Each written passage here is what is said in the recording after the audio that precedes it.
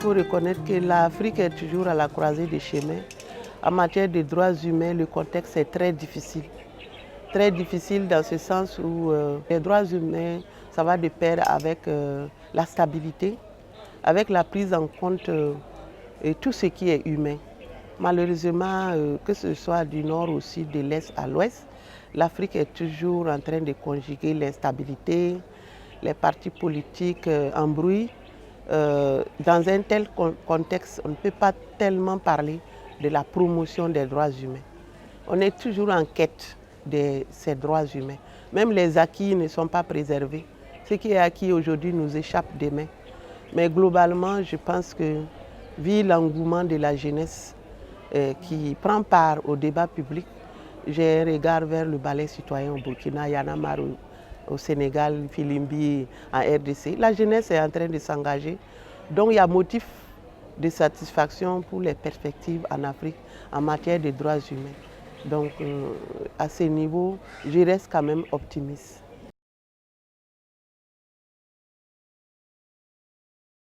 Nous nous focalisons généralement sur les droits civils, les droits politiques. Mais pour moi, les meilleurs droits, ce sont les droits socio-économiques. C'est l'accès aux services sociaux de base, l'eau, l'éducation, la santé, l'habitation. Ce sont ces droits-là qui donnent la dignité à l'être humain. Quand un peuple peut manger à sa faim, est éduqué et a de l'eau propre, on peut maintenant parler de liberté, on peut parler des droits civils et politiques. Alors que c'est là où le bas blesse en Afrique.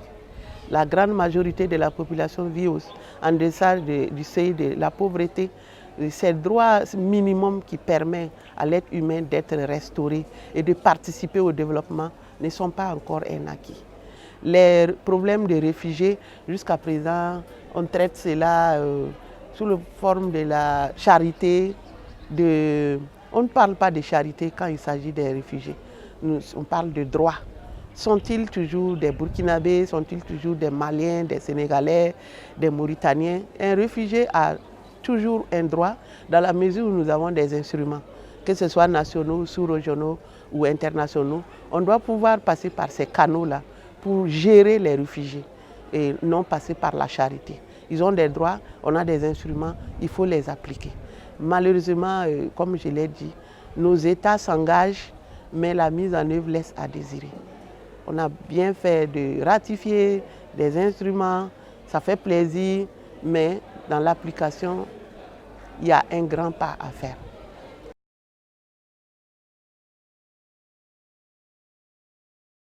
On a vu que chaque pays avait des problèmes et toute cette charge de travail pour la Commission africaine, ce n'est pas facile. Où se trouve la priorité? Chaque problème est prioritaire.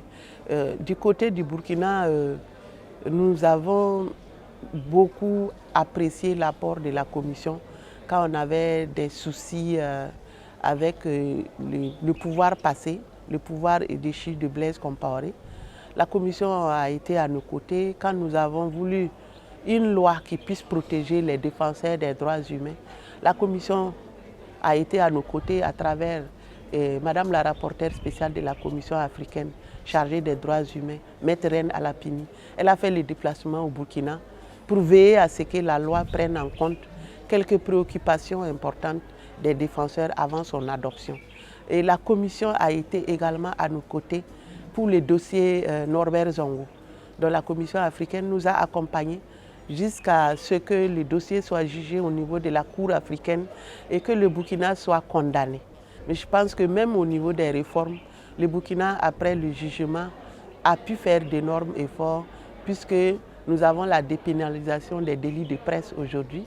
Et pas plus que 2018, le Burkina était le premier pays francophone en matière de liberté d'expression. Je pense que tout seul, on ne serait pas arrivé là sans l'appui de la Commission, sans l'appui de la Cour africaine. Il y a des moments où il faut savoir dire merci. Tout n'est pas un acquis parce qu'il y a des reculs. Vous savez que le Burkina vient d'avoir le nouveau code pénal qui a fait un grand recul en matière de liberté d'expression, dans la mesure où, dans le contexte du terrorisme, il faut avoir une autorisation avant de publier toutes les informations relatives au terrorisme. Pour nous, c'est un recul, mais le contexte est tel que, bon, le gouvernement est dans son rôle, Le combat citoyen ne doit plus se mener singulièrement. Nous devons aller ensemble, nous devons aller grouper parce que les défis sont tellement énormes qu'une seule coalition, un seul pays ne peut pas. Il est temps que l'Afrique aille en rang groupé, et au niveau des États, et au niveau de la société civile. C'est ensemble que nous allons bâtir un monde meilleur.